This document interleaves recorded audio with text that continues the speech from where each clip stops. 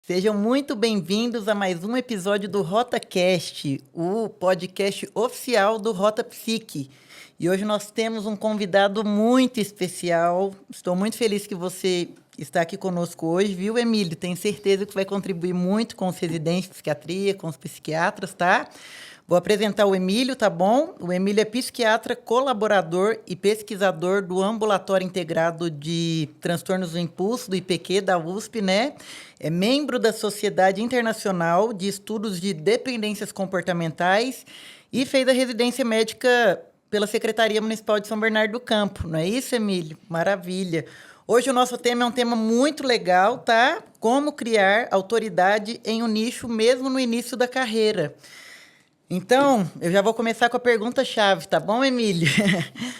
Como que você iniciou sua carreira na psiquiatria? Você já começou trabalhando na residência? Foi particular, plantão, convênio? Conta um pouquinho pra gente como é que foi isso. Olá, Lorene, tudo bem? Para mim é um prazer estar aqui com você. A gente dividiu um pouco da nossa jornada de formação juntos, né? Então, para mim é especial estar aqui. Muito obrigado pelo convite. Eu que agradeço muito, de verdade. Bom, para trazer um panorama assim breve, no meu primeiro ano de residência, eu foquei só na residência. Até trabalhava por fora, mas trabalhava em plantões de clínica, nada da área da psiquiatria. A partir do meio do R2, eu comecei a fazer interconsulta no hospital particular aqui do ABC. Inicialmente recebi um convite só para preencher uma escala que estava sobrando ali. E aí, a partir daí, eu fui trilhando meu caminho da psiquiatria paralelo à residência, né? Quando a gente já se sente um pouquinho mais confortável, um pouquinho mais confiante. Então, eu comecei na interconsulta fora da residência. Aí, depois eu comecei a trabalhar numa clínica de convênios, como tem muita gente que hoje em dia faz, né? Quando a gente está nessa... É o mais comum dos residentes, inclusive, né? Inclusive, começar pelas clínicas de convênio. Exato, também fui para lá. E aí, depois, mais no R3, aí já comecei a fazer alguns plantões na área, especificamente de psiquiatria. Ah, que maravilha, que legal. Então, paciente particular foi só depois que você se formou? Não, no R3 eu já tinha alguns pacientes particulares que seguiam, que acompanhavam comigo. Não eram muitos, mas já foi um começo. Mesmo porque nesses serviços, especificamente nesse serviço que eu comecei na interconsulta, eu acabei indo para o ambulatório, então, do mesmo serviço, né, criando o ambulatório lá, participando do ambulatório. E aí lá eu comecei a ter um volume maior de pacientes, mas que eram conveniados. E aí a parte desses pacientes acabaram seguindo paralelamente no particular, que eles preferiam. Então você acabou captando dessa forma os primeiros pacientes, é isso? Sim. Maravilha. E Emílio, com pouquíssimo tempo, né, de formado, eu acho que assim que você se formou, você já foi convidado para ser coordenador, né, da psiquiatria de um hospital particular e logo em seguida de um hospital público também. Como que você conseguiu essas oportunidades, né? Que habilidades e competências você precisou além da psiquiatria, né? Além da medicina, para conquistar esses lugares? Tá, acho que essa é uma, é uma boa pergunta. Mas eu acho que, em primeiro ponto, exatamente nessa trajetória que a gente está contando, que a gente vai fazendo paralelamente e junto com a residência, porque, por exemplo, esses atendimentos que eu fazia, para ser bem sincero, financeiramente, inicialmente, por exemplo, a interconsulta, o deslocamento, a gente que está em centros grandes e tal, não era uma grande oportunidade, mas era uma grande oportunidade de aprendizado. Sim. E de adentrando também, né, na área da psiquiatria. Sim. Porque tem muitos residentes que até o R3 ficam dando plantões só de clínica médica, né? Exato. E aí a gente começa também a conhecer outros mundos, né? A gente que fez residência num ambiente totalmente SUS, e a gente sabe que às vezes a gente não vai lidar só com o ambiente SUS e tem suas particularidades entre um serviço particular e um serviço público. Então eu vi naquele primeiro momento, naquele primeiro convite, uma oportunidade de aprendizado. Então, em momento nenhum, foi um foco financeiro, sabe?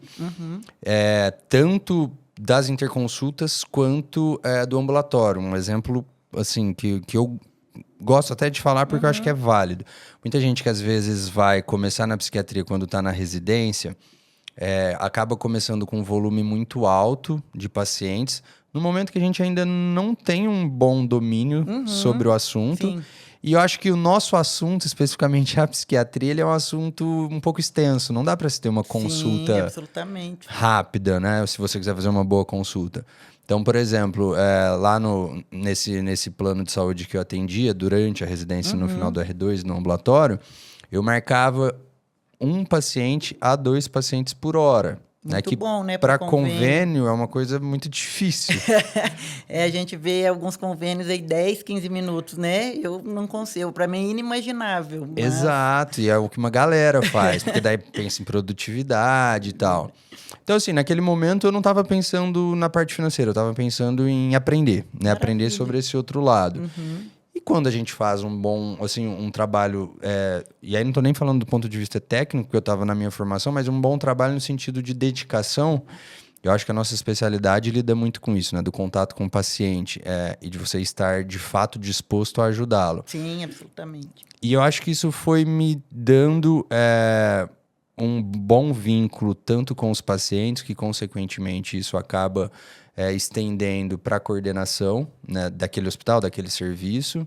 E aí, quase no fim do R3, esse mesmo serviço que eu comecei na Interconsulta, que é uma rede bacana aqui do ABC e tal, eles estavam numa fase de expansão, daí eles fizeram um convite para que eu coordenasse a psiquiatria, tanto hospitalar quanto do ambulatório. E foi daí que começou. Mas se eu pudesse resumir, eu comecei fazendo algo para aprender, algo devagar. E as oportunidades foram surgindo, né? A partir do momento que perceberam que você era muito bom, tanto tecnicamente quanto em outras habilidades, né, Emílio? Na faculdade mesmo, antes de pensar em residência, eu falava isso para todas as pessoas, que a gente tem que desenvolver algumas habilidades que a gente não aprende na faculdade, na residência, né? Então, esse também é um dos intuitos aqui do RotaCast, tá certo? Que dica que você daria para os residentes que ainda estão no início, né? E que precisam também cavar suas oportunidades, né? Além da técnica, que é fundamental, né? Além dos estudos, além do conhecimento na psiquiatria. Eu acho que o maior conselho são 2, né? Na realidade, o primeiro é estar aberto a experiências. Então, assim, tem um trabalho que não me paga bem, mas é um setting diferente daquele que eu estou acostumado na minha residência. Cada residência tem suas particularidades de serviço, né? Então, apareceu essa oportunidade, vou lá conhecer. Vou lá fazer... criar novos horizontes, aprender sobre novas perspectivas daquilo que eu estou me dedicando a fazer, que no caso é a psiquiatria. Então, acho que o primeiro ponto é a gente estar aberto a novas experiências. Às vezes, novas experiências não são as melhores possíveis, mas são novas, né? Exatamente. Eu acho que o mais importante disso tudo, além de aceitar essas experiências, né, conhecer novas pessoas, né? Fazer um network legal, que a partir daí as pessoas vão conseguir reconhecer e te dar oportunidades, né? Te colocar em outro lugar. Maravilha, Emílio. E eu tenho te acompanhado muito nas redes sociais, né? E a gente hoje já sabe que você é uma das referências nacional de médicos psiquiatras de transtorno do impulso. E não seja humilde, sabemos sim. Me conta uma coisa, em que momento da sua carreira, se foi no R3, se foi depois virou psiquiatra, que você se identificou mais com essa área, tá? E como que você chegou, onde você chegou com tão pouco tempo aí de formado? Você tem 1 ano e meio? Quanto tempo de formado? 1 ano e meio, né? Quase 2 anos, 1 ano e meio. Ah, maravilha. Conta um pouquinho para nós, tá? Como que você se reconheceu, como que você teve essa oportunidade, se você mesmo se deu essa oportunidade, como é que foi tudo isso, tá bom? Então, acho que isso segue muito na mesma linha daquilo que a gente estava conversando, de estar aberto a experiências. Então, a gente basicamente lá na residência, você também participou disso, a gente tem um estágio que é lá no HC, né, no IPQ, e num ambulatório bem diferente daquilo que a gente está acostumado, com casos diferentes, diagnósticos diferentes. Casos muito graves, inclusive, né? Sim, sim, muito interessantes, né, para a gente conhecer. E eu fui super aberto, a verdade é essa, aberto para conhecer aquilo que eu tava tendo a oportunidade. E aí eu acho que entra esse segundo ponto também, da gente fazer as coisas com amor mesmo, sabe? Tá lá, tá presente e tal. E eu acho que o tempo em que eu tava lá, eu tava me dedicando. E tinham outros chefes que estão lá até hoje. E aí a gente discute o caso com eles, né? E aí, em algumas desses dias que eu passei lá, eles fizeram um convite para depois eu e o Léo, que inclusive também fez residência comigo. Da mesma turma, né? Da mesma turma. Eles fizeram um convite para a gente continuar lá depois que a gente terminasse a residência. Eles têm especificamente braços de pesquisa, enfim, de educação continuada e tal. Então, eles fizeram um convite para a gente ficar lá como colaborador. E uma das, abre aspas, condições, né, para a gente ficar lá como colaborador é a gente exatamente fazer o curso em transtornos do impulso, se aprofundar nessa área. Então, a gente tem que fazer aulas, a gente tem que fazer discussões, a gente tem que se preparar. O curso lá dentro do IPQ mesmo. Isso. O ambulatório tem um curso, aliás, fica a dica aí para quem quiser, é o curso de transtornos do impulso, acontece um sábado do mês. Eu não sabia mesmo. Tem que divulgar mais, hein? Tem, realmente tem. A gente tá pensando nessa fase agora. E é um curso muito legal, de verdade, assim, pra formação é muito bacana, com pessoas incríveis. O Hermano, que é o coordenador do nosso ambulatório, é um cara... Todo mundo é fã, né? Não tem uma pessoa que não... Ele é sensacional, assim, o cara é diferenciado. Não só ele, como os outros chefes que estão lá, que foram os que convidaram a gente. Então, a gente tinha que participar desse curso e, além desse curso, a gente tem que... Como a gente fica lá como colaborador para os outros residentes, existe uma cobrança pessoal. Tá, gente? Ele é meu preceptor lá no IPQ, tá bom? Muito bom, inclusive, tá? Obrigado, que bom que você gostou. E Demais. você também é uma ótima residência. E acho que a gente fica se cobrando, né, de poder entregar uma boa discussão. Então, daí foi que eu comecei a estudar mais especificamente esses transtornos, que são os transtornos do impulso. E aí tô nessa caminhada aí agora. Que legal. E hoje, além de psiquiatra colaborador, né, do IPQ, você também é pesquisador, é isso? Confere? Como é que é isso? É tipo um mestrado, um doutorado? É um projeto de doutorado, né? Então, lá na realidade, ideias de pesquisa é o que não falta, né? A USP é o mais forte do Brasil em relação à pesquisa, né? Sem dúvidas. Sim, o que falta, às vezes, é gente disposta a fazer e, às vezes, também incentivo, financiamento e tal. Mas, quando a gente recebeu o convite, um dos convites dentro da colaboração era da gente participar de um projeto de doutorado. Que o Léo também participa, eu e com outros colaboradores que estão lá.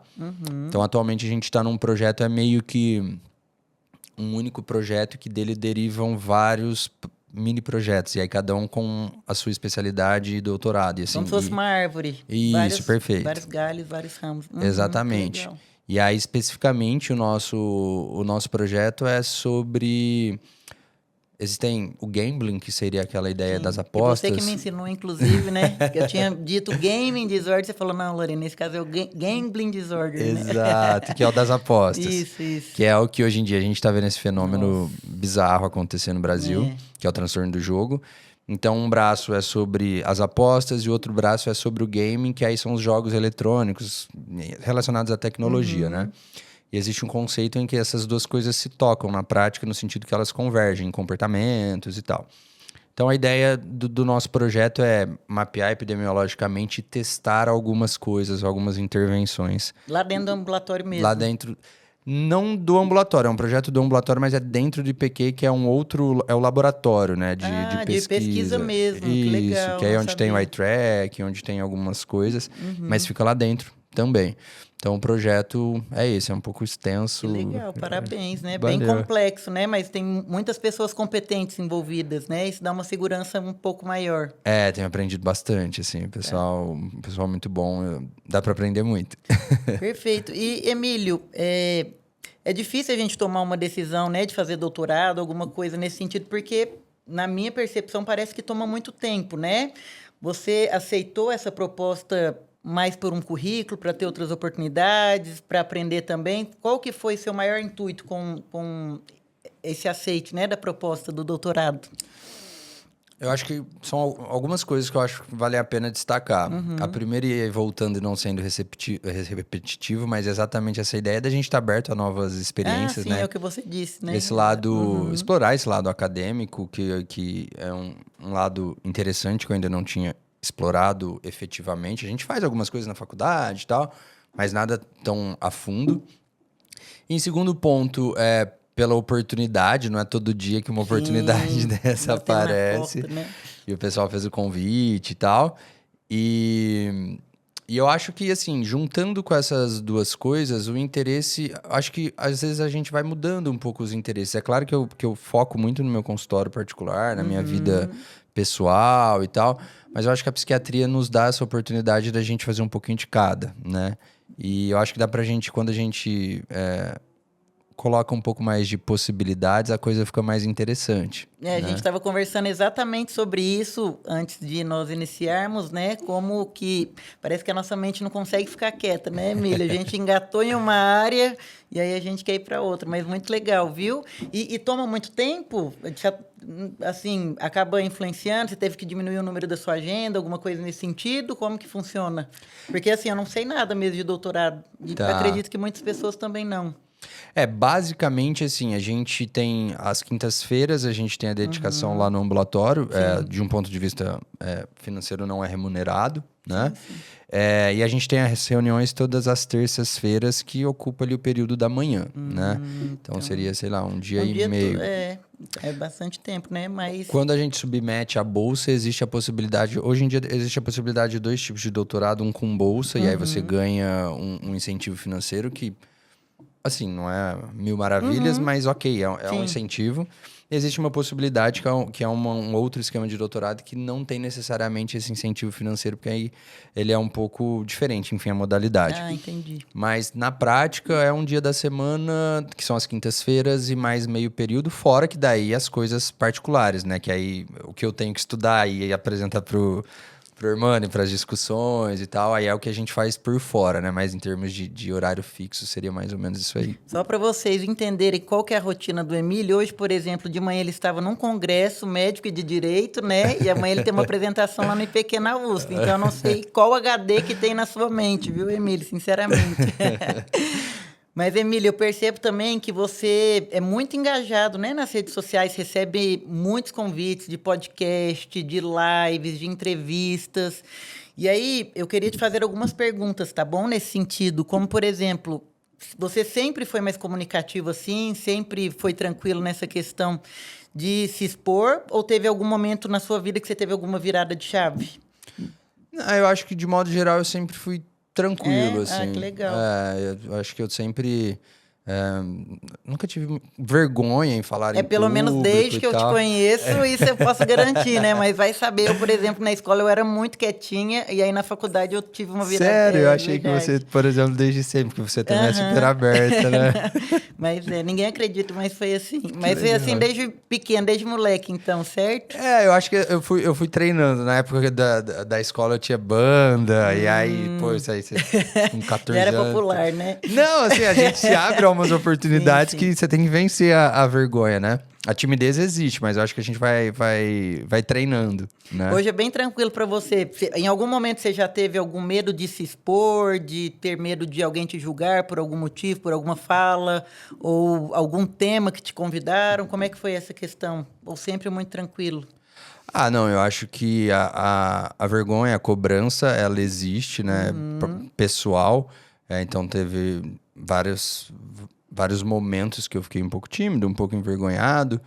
Mas, de novo, normalmente quando eu tô nesses momentos, eu falo, bom, mas que legal, isso aqui é um bom momento para eu treinar algo novo. Sabe? Maravilha. Sempre essa ideia de se abrir a algo novo. Então, você sempre vê o copo mais cheio, né, do que vazio. Eu tento, na maioria das vezes. Isso é muito bom. Porque eu acho que daí a gente consegue, poxa, vergonha vai dar, mas pelo menos vamos fazer dessa vergonha algo legal, algo construtivo, né? Então, várias vezes eu tive vergonha, mas foi com vergonha mesmo. Do limão uma limonada. Exato. Maravilha. E, Emílio, me conta uma coisa. Em alguma live, alguma entrevista, algum podcast, de uma forma direta, porque indiretamente, com certeza, você percebeu que teve alguma demanda de paciente, alguém que marcou alguma consulta com você porque te viu em algum podcast, viu em alguma live, ou apareceu outra oportunidade, em algum sentido, da sua carreira, ou de outros convites? Teve alguma coisa mais clara, mais direta para você nesse sentido? Sim. Tiveram alguns pacientes que, assim, alguns com, eu diria, uma quantidade boa. É mesmo? Que legal, que bacana. Porque assim, quando a gente participa desses programas, desses eventos, desses convites, né? Hoje em dia a gente tem internet, que é uma coisa que qualquer pessoa tá em qualquer lugar do mundo, né? E pode... Exato. Hoje mesmo, antes de vir para cá, que eu tava no consultório, eu atendi uma paciente em que a filha dela, dos Estados Unidos, viu alguma coisa na internet e aí marcou. Caramba, que legal, tá então vendo? assim, umas coisas que você nem imagina, né? Tipo, a pessoa tá super longe e tal. Então, isso acontece, né? Eu acho que isso é muito bom. Quem gosta dessa parte, quem tem essa vontade, eu acho que não perde por se abrir a isso, né? Acho que oportunidades aparecem, às vezes não necessariamente oportunidades de paciente, mas oportunidades de convites ou oportunidades de experiências, mas isso ajuda, com certeza. Maravilha. É até engraçado, teve lá no grupo do Amit mesmo, para os residentes, sabe? Algum de vocês, eu acho que o Dr. Rodrigo, ele divulgou uma live que ia ter no YouTube sobre transtorno de personalidade borderline. E aí eu enviei para todos os meus pacientes, certo? Parece que a live não deu certo naquele dia, me remarcaram. Aí, umas 3 semanas depois, uma paciente entra em contato comigo e falou: Oi, Lorene, tudo bem? Ontem eu passei em consulta com o doutor que você me recomendou, mas amanhã eu quero marcar com você. E aí ele pediu para você trocar uma ideia com ele. Então, eu mandei o link, alguns pacientes meus assistiram e uma, inclusive, marcou com ele. Eu esqueci o nome dele, você sabe? Um bem referência de transtorno de personalidade borderline. O Marcelo... Não lembro, acho que o nome dele é um pouquinho diferente, mas enfim, achei muito legal porque ela marcou com ele e ainda me contou, sabe? Foi bem tranquilo, que ela queria uma segunda opinião, mas basicamente ele falou a mesma coisa, né? Porque normalmente o paciente que tem borderline, ele coloca uma expectativa muito grande na medicação, e aí eu venho construindo com ela há mais de um ano, que não é bem por aí, etc., mas basicamente ele falou a mesma coisa, mas foi bem legal isso, de verdade. E me conta uma coisa, para você, para os residentes agora que estão nos assistindo, principalmente os R1s, né, que estão bem no inicinho, acho que talvez são mais inseguros, etc., é fundamental construir uma visibilidade na internet atualmente ou não é necessário? Para quem está mais desenvolvido, para quem é mais extrovertido, ok, mas para quem tem muito medo, que é mais introvertido, tem outros meios que não seja a internet. Qual que é a sua opinião? A minha eu tenho, mas eu vou te dar a palavra primeiro. Eu quero saber primeiro. a sua. Eu acho que assim, dizer que é necessário... Não é, mas dizer que facilita, com certeza, né? Por exemplo, eu falo por mim mesmo, assim, o meu Instagram e tal, atualmente eu não tenho nenhuma empresa, enfim, é tudo meio orgânico lá, eu posto sim. e tal. Não tem tráfego pago, né? Isso, exato. As coisas que eu faço, meu feed é até não muito bonitinho, enfim, mas... Só que, assim, vários pacientes, às vezes eles chegavam até mim não pela internet, mas passaram em consulta, seja lá qual fosse o motivo, gostaram do atendimento e tal, e queriam poder indicar para outra pessoa. Só que daí falava, você não tem Instagram, como é que eu vou te indicar e tal... Então, daí eu comecei a perceber que isso estava sendo não necessário, mas válido, né? E aí, uma coisa que eu acho interessante é que é uma coisa que se retroalimenta, né? Então, daí parece que quanto mais as pessoas vão vendo, mais elas vão sabendo, mais elas vão buscando e tal. Sim, absolutamente. Então, necessário eu diria que não, mas eu acho que ajuda, facilita. E você? Da minha opinião, é 99% obrigatório atualmente, sabe?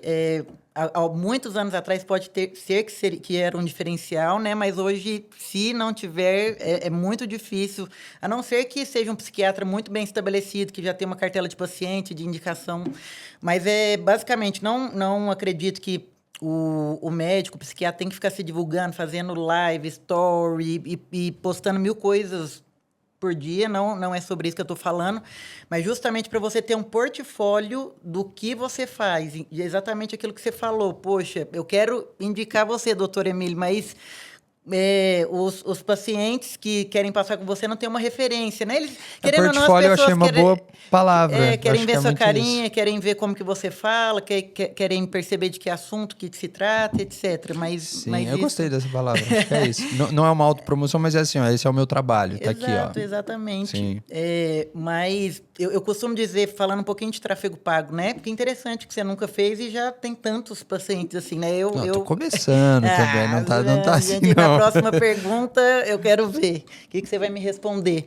Mas eu digo que para captação de pacientes, né, é o Google Ads, porque é uma captação muito ativa ali que o paciente tem aquela demanda naquele momento, ele vai digitar, e se você aparecer em primeiro, e se o seu site estiver legal e precisar de poucos cliques ali para conseguir agendar, maravilha.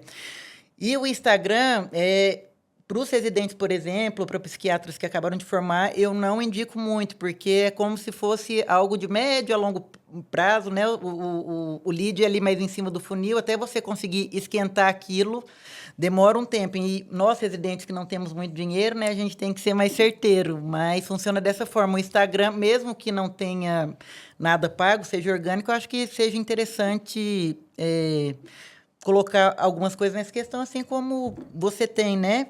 Qualquer publicação sua, alguma entrevista, algum podcast, alguma... Tá por lá. Tá por lá, né? Maravilha. E me conta uma coisa, você... Todos os dias está numa cidade diferente. E toda hora, agenda aberta em Ribeirão, em São Bernardo. E eu não sei como é que funciona isso, tá? Me conta onde você está morando atualmente, onde você está atendendo atualmente, tá? E me conta também se a grande maioria dos seus pacientes já são de transtorno de impulso ou ainda está bem diversificado, tá bom? Tá. De fato, eu atualmente estou morando em Florianópolis, me mudei tem um mês e meio. De frente pra praia, tá, gente? Lindo. Essa parte tá boa, viu? Mas eu me mudei tem um mês e meio, eu morava aqui, morei no ABC, daí depois fui para São Paulo, fiquei 1 ano e pouco lá e agora fui para Floripa. Então, meu consultório começou aqui em São Bernardo, que era onde fiz a residência, aí eu acho que a gente vai criando esse vínculo e facilita, né? Aí depois fui para São Paulo, aí então eu ficava entre São Paulo e São Bernardo. Só que, por exemplo, você falou Ribeirão, minha família é de Ribeirão Preto, do interior ali, perto de Ribeirão. Eventualmente, você viu uma demanda ali. Eventualmente eu ia visitá-los, né? E eu ia visitá-los e tinha a possibilidade de, às vezes, por exemplo, sei lá, se eu fosse para lá de sexta-feira, meu irmão tava trabalhando, meu pai tava trabalhando, minha mãe tava trabalhando, meus amigos estavam trabalhando, por que eu também não ia trabalhar, né? Hoje em dia a gente tem muito essa possibilidade de cowork, então você alugar uma sala por período, você alugar, até mesmo fazer teleatendimento, né? Sim, isso é maravilhoso, facilitou muito, né, a vida do médico, de qualquer especialidade. Sim, eu acho que isso é uma coisa que as pessoas devem pensar. Então, por exemplo, às vezes você vai para Ribeirão, eu vou dar o meu exemplo, né? Às vezes eu alugava ali uma sala, um período de 5 horas, inicialmente eu tinha um paciente presencial, mas eu tinha um outro paciente de tele que eu já levava para lá, pelo menos otimizava o meu tempo. Maravilha. Só que daí esse paciente presencial, eventualmente, ele me indicava para outra pessoa. Da próxima vez eu tinha 2. E aí você faz isso em São Bernardo, daí você faz isso em São Paulo, daí você faz isso em Ribeirão, você amplia as suas chances de divulgação, né? E eu acho que isso fortalece o consultório. Até porque essa indicação do boca a boca, assim, de uma pessoa que passou pela experiência, eu acho que ela é muito válida ainda, né? É o que é mais válido, é a melhor propaganda atualmente, sem dúvida. Então, você ir lá atender, a pessoa gostar e te indicar novamente, aí às vezes, por exemplo, a pessoa entra em contato, poxa, eu vou para Ribeirão só daqui 1 mês, mas daqui 1 mês eu tô lá, então aí a pessoa agenda, não, tô com uma urgência, hoje em dia a gente tem a tele. Então, por exemplo, eu fui para Floripa, a maioria dos meus pacientes eu levei para lá, eu tô atendendo eles por tele. Né? E eles tiveram uma boa aceitação, os que eram presenciais? A maioria, assim, para ser praticamente todos que eu falei que estava indo e que eu disse que passaria para tele. O que acontece é que eu ainda venho para cá quinzenalmente, né? Então toda quinzena eu tô aqui. E aí o que eu faço? Como eu já tenho que vir lá pro HC, que eu fico lá o dia todo, eu saio de lá à noite, vou pro consultório, já aproveito e emendo a sexta e o sábado aqui. Então, pacientes, às vezes, de um perfil, por exemplo, pacientes mais velhos, que às vezes têm uma certa dificuldade com essa parte mais de telas e tal, casos mais delicados, ou casos novos que numa primeira consulta ainda querem passar no presencial, isso acontece bastante, né? Aí eu deixo esses horários para esses pacientes. Mas os pacientes mais estáveis, os que a gente acompanha já há algum tempo... Eles mesmo preferem, né? Mesmo que você não dê essa opção, eles preferem. Exato. Então, atualmente você trabalha... Você atende aqui em São Bernardo, São Paulo, Floripa e online, é isso? Ribeirão, atualmente não. Ribeirão não tenho ido mais, porque agora eu vou esses dias, mas aí eu vou só para ficar. Da família, né? Dar uma lazer, maravilha. Exato. E assim... Vale a pena financeiramente, eu digo, porque essa questão, né, da distância, de tempo, etc. Ou você tem outros objetivos e propósitos nessa questão de diversificar mais as cidades? Assim, eu acho que é difícil, eu vou falar pela minha experiência, né? Por exemplo, quando eu ia para Ribeirão, eu já iria para Ribeirão, já iria ter o gasto de ir para Ribeirão, É que vamos nem falar agora, assim. você já vem para a USP e você aproveita. Exato, eu já Talvez vou vir se você pra não cá. estivesse na USP, você ia focar lá só em Florianópolis. Eu acho que aí talvez sim, entendeu? Mas a gente otimizar essas coisas eu acho que é válido. Interessante, bacana. A não ser que você tenha uma porta aberta. Não, olha, sei lá, me fizeram um convite para tal lugar, então eu vou lá especificamente para isso, né? E às cegas, um dia só, eu não sei se dá certo. Eu acho que eventualmente pode dar, se você investir nessas questões de divulgação e tal, e de marketing, né?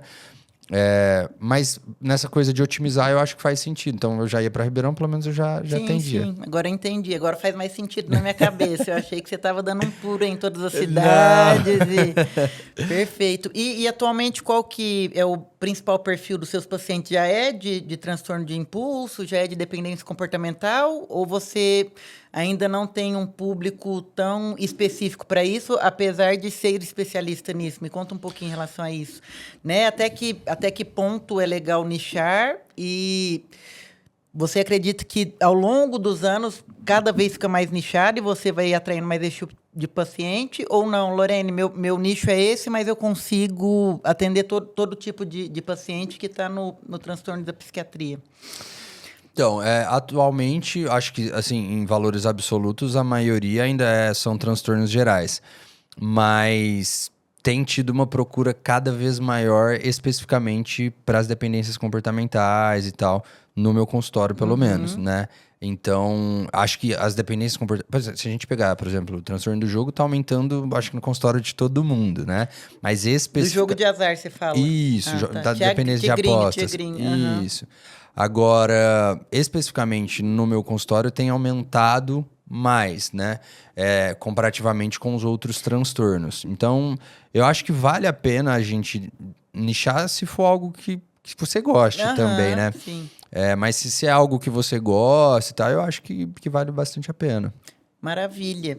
E, além disso, você pretende nichar em alguma outra questão ou vai seguir no transtorno de impulso? Você se identificou a isso mesmo e pronto, acabou? Eu acho que tá bom, né? Tá bom, maravilha. Eu interessante é que não eu acho engraçado que na psiquiatria deveriam ter vários R4s, né? E a gente fica muito limitado na psicoterapia, forense. O que mais que tem? Infância, adolescência e psicogere, né? E deveria ter. Por exemplo, eu fiz 2 pós-graduações de sexualidade. Se tivesse R4, eu faria. Se tivesse R4 de transtorno de impulso, talvez você faria também, né? Atualmente, lá no HC, tem um programa que é de substâncias e impulsos. Então, aí seriam dependências comportamentais. São 2 vagas por ano, que os residentes rodam tanto lá no Perdizes, que é a parte de substâncias, quanto no Amit. E é como se fosse uma carga horária de residência mesmo. É uma carga horária de residência. Mas não pelo MEC. Não tem a bolsa do MEC, você sabe? Eu acho que, inclusive, atualmente tem, mesmo? tá? Olha, Posso estar falando não sabia. uma besteira, mas eu acho que tem. Legal, É um programa como se fosse de residência mesmo. Como se fosse, não. É um R4. Não sei quanto se é pelo MEC ou se é uma bolsa interna lá do não HC. Fazia ideia, de verdade. Mas existe. E eu acho que tem tido um pouco esse fenômeno nas sub-áreas, né, da psiquiatria. Então, por exemplo, eu sei que lá no IPQ tem um curso de psiquiatria intervencionista super legal. Nossa, eu adoro.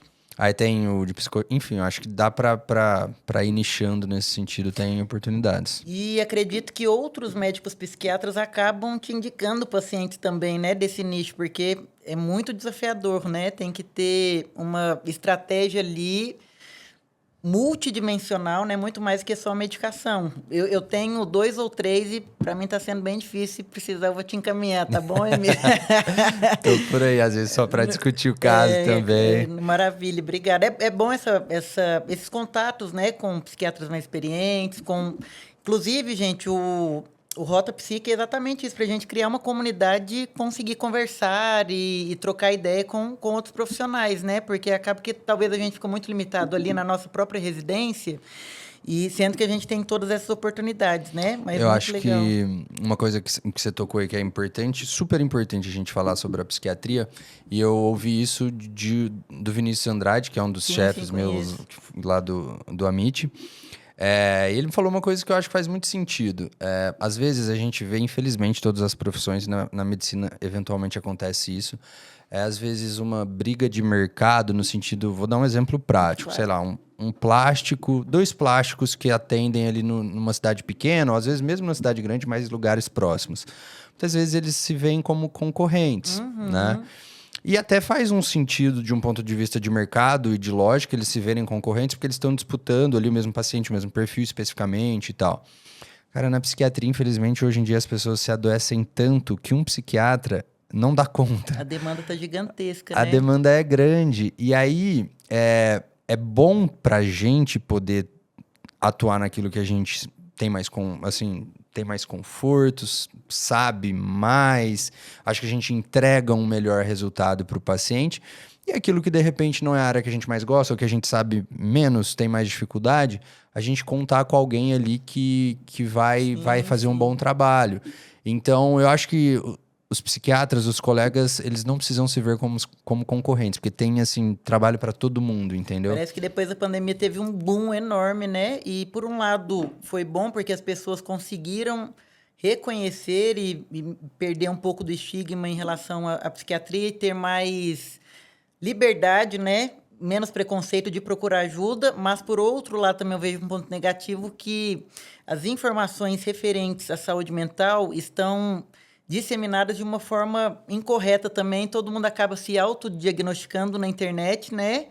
E já vem para o consultório tendo certeza que tem TDAH, ou tendo certeza que é autista, até a gente conseguir desconstruir isso tudo, mas acho que foi muito mais positivo do que negativo nesse sentido de que as pessoas estão mais abertas a procurar ajuda para a saúde mental, tá?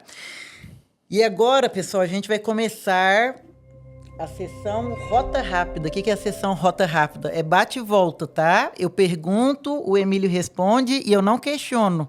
Então, são 5 perguntinhas, eu pergunto, ele responde e é um bate-bola. Podemos começar, Emílio? Vamos lá. Maravilha. Livro que marcou sua vida? A Estrada. Um psiquiatra que te inspira? Caramba, o Hermano. Vou falar o Hermano. Eu sabia que você ia responder. Ele me inspira. Uma prática que não abre mão no dia a dia? Ter alguns minutos pra mim. Isso deve ser difícil, né? O que é sucesso pra você? Ser feliz. Um erro que te ensinou muito? Acho que me preocupar demais, às vezes, com as coisas, o que tem que acontecer, elas vão acontecendo. A gente tem que estar aberto. Já precisou tomar um antidepressivinho? Já tomei um. Quem nunca, né? Num espectro mais ansioso, depressivo, assim, não era o meu perfil eu de digo sintomas. O antidepressivo, né? Porque o tratamento do... Mais um quadro ansioso, sim. sim. Eu e foi muito bom, foi muito importante para mim. Né? Acho que na residência, principalmente, né? Sim, foi o período que eu tomei. Agora, diferente pro mar, tá um pouco mais tranquilo. Qualidade de vida, né? Você imagina, se acordar e ver aquele marzão, né? Mar ou natureza, tenho certeza que faz muito bem para dar uma aliviada aí no nosso espírito, tá? Doutor Emílio, eu vou te fazer a última pergunta, tá bom? Pra gente finalizar. E depois que você responder, eu quero que você divulgue suas redes sociais, tá? Para quem quiser agendar consulta, para quem quiser trocar uma ideia com você, quiser algum contato, tá? E a pergunta que eu vou te fazer é como e quando o médico residente ele tem que começar a criar sua identidade profissional? Eu acho que desde o primeiro dia que ele está na residência. E aí isso é muito pessoal, né? Qual é a identidade que você quer criar? Exato. Mas independente de qual seja ela, ir se programando, ir se organizando. Ao mesmo tempo em que eu digo que talvez o meu erro foi ter me preocupado demais, também há um aprendizado com o erro que eu acho que nesse me preocupar, isso também me trouxe preparo em algumas questões, ou a busca de um preparo em algumas questões. Eu acho que a gente não precisa sofrer tanto, a gente não precisa se preocupar tanto, mas a gente fazer isso de uma forma organizada, ter uma ideia, e às vezes a gente programa uma coisa e as coisas vão saindo um pouquinho diferente, mas a gente pelo menos ter uma ideia do que quer, do que gosta, do que não gosta, e entender que a residência já é o período final ali da nossa... É claro que a formação ela é constante, sim. mas de começar a construção de algo, né?